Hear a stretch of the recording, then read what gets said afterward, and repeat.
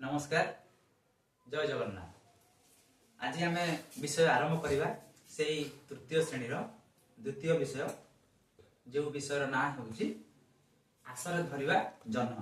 पिला माने छोट पिला माने बहुत मजादार विषय ये आपको बुझा चेष्टा कर सब बेले कहुई बड़ लोकंर कथा मानिकी चढ़े एवं जोटा किसी न जानी पार्टी ताहा तुमर गुरुजन मान पचार बुझ तापर जाकि काम आपण करूँ। यही कथा ये बुझा जाइए आशा धरवा जन्म मोटामोटी भाव में मुझे कहीदे आपण चली न जानी बाटर दोष।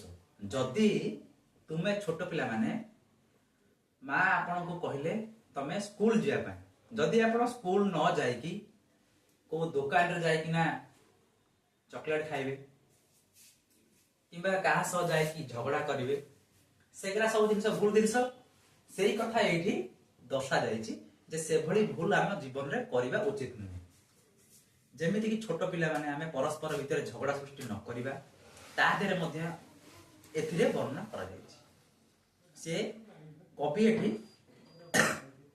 गल्प माध्यम कविता माध्यम आमको एठी दर्शाई दे देछन एवं केमिति सरल भाव में बुझे देछन ताहा आमे आज एठी देखिबा।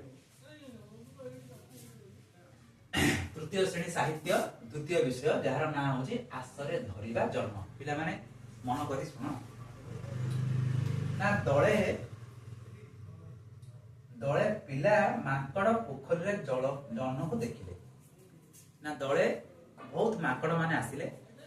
तमे देखिदबा पिला माने जंगल रे माकड़ माने थांती सेमती बजार घाट रे भी आमर बुलंती आमर कॉलोनी रे मध्य थांती एवं किछि सब गड़े माकड़ माने तो पिला माने देखिदेबे सेमती किछि माकड़ कोन करिसंती ना दळे माकड़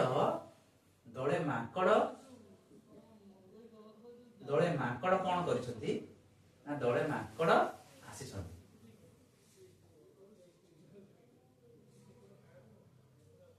हेले दळे माकड़ आसचंती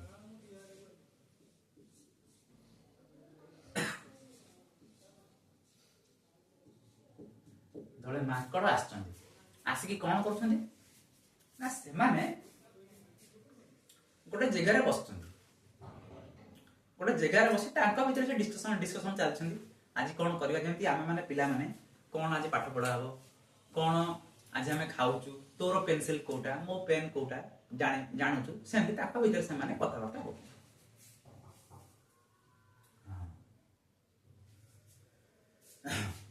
पांच 10 जन माकड़ माने एकाठी हेले से माने कोन करछंती ना गोटे पोखरी के से माने जायछंती बुझिला गोटे पोखरी के से माने जायछंती से पोखरी रे संध्या समय कथा से पोखरी रे से माने जह्न को देखिछंती कहा को देखिछंती जते बडे हमर संध्या समय रे पूर्णिमा रे जह्न पड़ी थाए आकाश रे से कोन करछंती ना जह्न को देखिछंती कोडी ना से माने गछ ऊपर राति रे रहंती माकड़ माने से माने जह्न को देखिछंती जेमिति जह्न को देखिछंती परस्पर जह्न को चाहिछंती जह्न को से माने देखिले तापर कोन हो देखिबा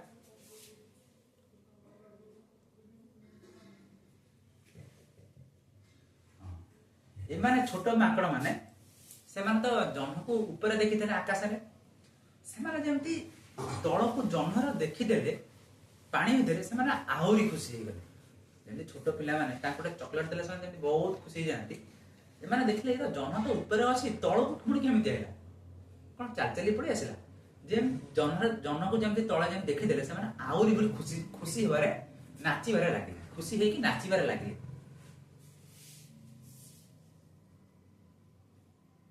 से मानक भितरु जणे देखि कहला कहला अरे ताका मानक भितरु छोटिया के से आसी देखि कहला भाई माने अरे देखो जह्न को देखो रे जह्न को देखो एठी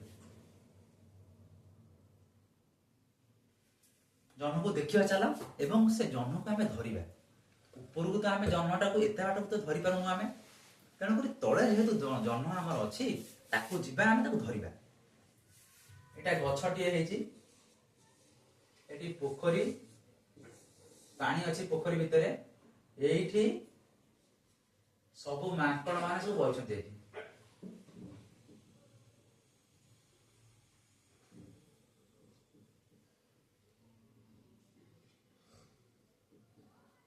ଏଇଠି ସବୁ ମାଙ୍କଡ ମାନେ ସବୁ ବସିଛନ୍ତି। ଜହ୍ନକୁ ସେମାନେ କେମିତି ଧରିବେ ଉପାୟ କଣ ଚିନ୍ତା କଲେ। ଆରେ ଆମେ ତ ଏତେ ଜଣ ଅଛୁ, ଜହ୍ନକୁ କିଏ ଧରିବ? ନା ଛୋଟ ମାଙ୍କଡ ବଡ ମାଙ୍କଡ, ତମେ ବଡ ଅଛ ତମେ ଯାଅ ଧରିବ, ସେ କହୁଛି ତମେ ବଡ ଅଛ ତମେ ଯାଅ ଧରିବ। ଏମିତି ପରସ୍ପର ଭିତରେ କଥାବାର୍ତ୍ତା ଆଲୋଚନା କଲେ।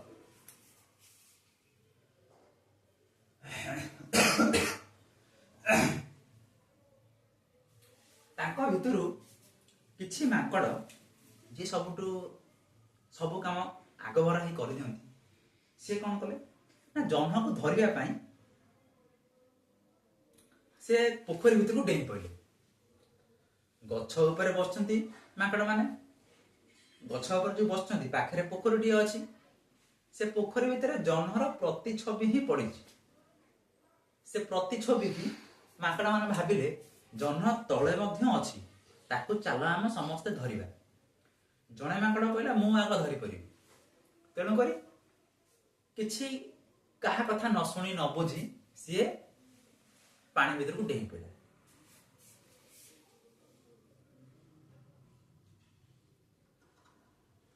ଯେମିତି ପାଣି ଭିତରକୁ ଡେଇଁ ପଡ଼ିଲା, ସତରେ କଣ ଜହ୍ନ ପାଣି ଭିତରେ ଅଛି? ଜହ୍ନ ତ ଆକାଶ ଉପରେ ରହିଛି। ତାହେଲେ ପାଣି ଭିତରେ କିଏ ରହିଛି? ନା ଜହ୍ନର ପ୍ରତିଛବି ପାଣି ଭିତରେ ଅଛି। ପିଲାମାନେ, ଯେତେବେଳେ ତୁମେ ଗାଧୋଇ ସାରିବା ପରେ ଦର୍ପଣ ଦେଖିକିନା ଚୁଟି କୁଣ୍ଡଉଛ, ଡ୍ରେସ ପତ୍ର ଠିକ ଠାକ ରହିଛି କି ନାହିଁ ଦର୍ପଣ ସାମ୍ନାରେ ବି ଦେଖୁଛ, ସେମିତି ଏ ପିଲା ମାଙ୍କଡ ମଧ୍ୟ ସେଇ କଥା ହିଁ କରିଛି। ସେଠି ଯେମିତି ଡେଇଁ ପଡିଛି, ଜହ୍ନ ତା ଭିତରେ ନାହିଁ, ପାଣିରେ ବୁଡି ଯାଇଛି।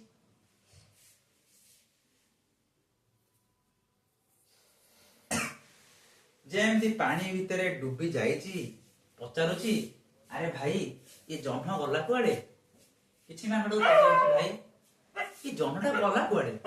ସମସ୍ତଙ୍କୁ ପଚାରୁଛି, ସମସ୍ତେ ମନା କରୁଛନ୍ତି କାହିଁ ଜହ୍ନ ବୋଧେ ଆମକୁ ଦେଖି କୁଆଡେ ପଳେଇଛି, ଜହ୍ନ ବୋଧେ ଆମକୁ ଦେଖିକି କୁଆଡେ ପଳେଇଛି। ଆଉ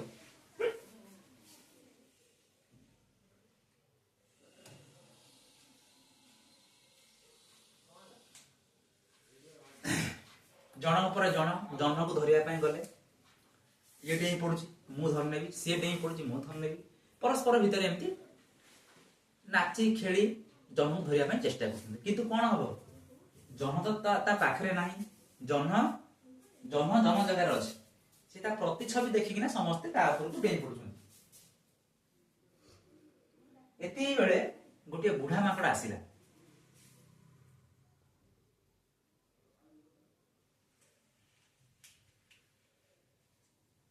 ଏଥର ସେମାନେ ଗୋଟେ ନୂଆ ଯୋଜନା ତିଆରି କଲେ ଜହ୍ନକୁ ଧରିବା ପାଇଁ। ନୂଆ ଯୋଜନା ତିଆରି କରିଛନ୍ତି, ଯେମିତି ଆମେ ପାଠ ପଢିବା ପାଇଁ ସମସ୍ତେ ବହି ଖାତା କିଣିଥାଉ, ସେମିତି ତାଙ୍କ ଭିତରେ ଜଣେ ଜହ୍ନକୁ ଧରିବା ପାଇଁ ଗୋଟେ ନୂଆ ଯୋଜନା ଚଲେଇଛନ୍ତି।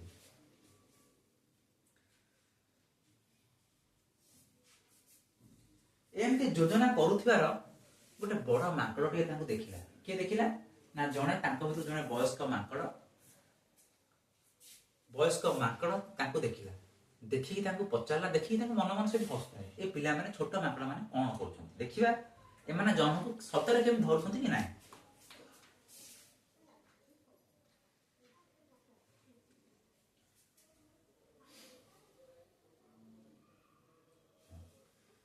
କିଛି ମାଙ୍କଡ ପରସ୍ପର କଥାବାର୍ତ୍ତା ହେଇ କହିଲେ, ନାଇଁ ରେ ତୁ ଧରି ପାରୁନୁ, ମୁଁ ଧରି ପାରୁନୁ, ମୁଁ ବି ଧରି ପାରୁନି, ଚାଲ ଯିବା ଆମେ ସାଙ୍ଗ ହେଇକି ଜହ୍ନକୁ ଧରିବା। ସମସ୍ତେ ଗଛ ଉପରକୁ ଚଢିଗଲେ।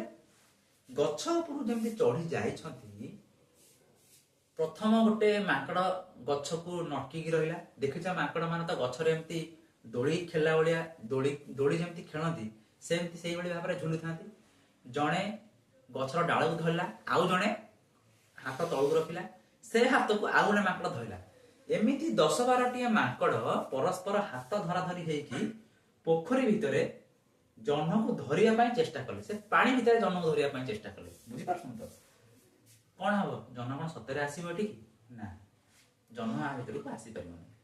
ଯେମିତି 10-12 ଜଣ ଏମିତି ପରସ୍ପର ଭିତରେ ଧରାଧରି ହେଇକି ଚେଷ୍ଟା କଲେ ଜହ୍ନକୁ ଧରିବା ପାଇଁ, ଡାଳ, ଛୋଟ ଡାଳଟିଏ, ତାର ଭାରସାମ୍ୟ ବା କେତେ? ସେ ଶେଷକୁ କଣ ହେଲା ନା କଟମଟ ହେଇକି ଭାଙ୍ଗିଗଲା। ଫଳରେ ସମସ୍ତ ମାଙ୍କଡ ସେ ପାଣି ଭିତରେ ଡୁବିଗଲେ। ଯେମିତି ଡୁବିଗଲେ କଣ ହବ? ଯଦି ଆମେ ପାଣିରେ ଡୁବିଯିବା କଣ ହବ? ଆମେ ନିଶ୍ଚିତ ଭାବରେ ପାଣି ପିଇବୁ, ତା ଭିତରେ ମରିଯିବୁ, ମୃତ୍ୟୁ ହେବାର ସମ୍ଭାବନା ଆମର ଅଛି। ସେମିତି ଏ ମାଙ୍କଡ ପିଲାମାନେ ସମସ୍ତେ ସେ ପାଣି ଭିତରେ ଡୁବିଗଲେ। ସମସ୍ତେ ଓଦା ହେଇକି ପୁଣି ଉପରକୁ ଆସିଲେ।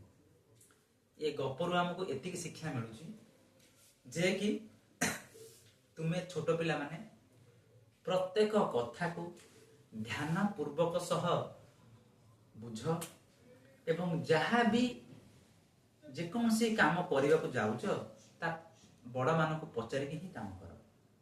ଯେମିତି କି ତୁମେ ବାପା ତମକୁ କହୁଛନ୍ତି ତମେ ପାଠ ଯାଅ ପଢିବାକୁ, ତମେ କେହି ପାଠ ପଢୁନ, ଯିଏ ପାଉଛି ସିଆଡେ ପଢଉଛି। ଏବଂ ବାପା ତମକୁ ସକାଳୁ ଡାକୁଛନ୍ତି, ଆରେ ଧନ ଉଠ, ତୋର ସ୍କୁଲ ଟାଇମ ହେଇଗଲାଣି, ଟ୍ୟୁସନ ଟାଇମ ହେଇଗଲାଣି। ବାପାଙ୍କ କଥା ଆମେ କିଏ ଶୁଣୁ? ବାପା ତାଙ୍କର କହୁଛନ୍ତି, ବୋଉ ତାର କହୁଛି, ବୋଉ କହିବାର ଅଭ୍ୟାସ ହେଲାଣି, ବାପା ମଧ୍ୟ କହିବାର ଅଭ୍ୟାସ ହେଲାଣି। ଆମେ ବଡ ହେଇଗଲୁଣି, ଆମେ ଆଉ କାହିଁ ଶୁଣି ବାପା ମାମାଙ୍କ କଥା? ସେ ତାଙ୍କର କହୁଛନ୍ତି, ସେମିତି ତାଙ୍କର କହିବେ, ଆମେ ଆମର ସେମିତି କରିବୁ ଆଉ। ନା ପିଲା, ସେ କାମ କରିବନି। ଗୁରୁଜନ ମାନଙ୍କର କଥା ମାନ। ସେଥିରୁ ଶିକ୍ଷା ମିଳୁଛି। ଗୁରୁଜନ ମାନଙ୍କୁ ସ୍ନେହ ଶ୍ରଦ୍ଧା କର, ତାଙ୍କୁ ଭକ୍ତି କର ଏବଂ ତାଙ୍କ କଥା ମାନ। ଏ ମାଙ୍କଡ ମାନଙ୍କ ଭଳି ତମମାନେ ହୁଅନି। ମାଙ୍କଡ ମାନେ ଯେମିତି କିଛି ନ ଜାଣି ନ ଶୁଣି ପୋଖରୀ ଭିତରେ ଡେଇଁଲେ, ତମେ ମାନେ ସେମିତି ବଡ ମାନଙ୍କର କଥା ଶୁଣ, ବଡ ମାନେ ଯାହା କହୁଛନ୍ତି ତାହା ବୁଝ ଏବଂ ଯୋଉଟା ଠିକ ହଉଛି ସେ ତମକୁ ଠିକ ବାଟ ହିଁ ବତାଉଛନ୍ତି, ସେ ବାଟକୁ ତମେ ଯାଅ। ଜୀବନରେ ଗୋଟେ ଭଲ ମଣିଷ ହୁଅ। ତମେ ଆଜି ଛୋଟ ପିଲା ଅଛ, ତାହେଲେ ସକାଳେ ତମେ ବଡ ହବ, ତମ ପରେ ମଧ୍ୟ ତମେ ମଧ୍ୟ ଭଲ କାମ କରିସାରିଲା ପରେ ତମେ ତମର ଛୋଟ ପିଲାମାନଙ୍କୁ ମଧ୍ୟ କହିବ। ବୁଝିପାରିଲ ତ? ବହୁତ ଗୁରୁତ୍ୱପୂର୍ଣ୍ଣ ବିଷୟ। ଏତିକି କହି ମୁଁ ମୋ ଭିଡିଓ ସମାପ୍ତ କରୁଛି।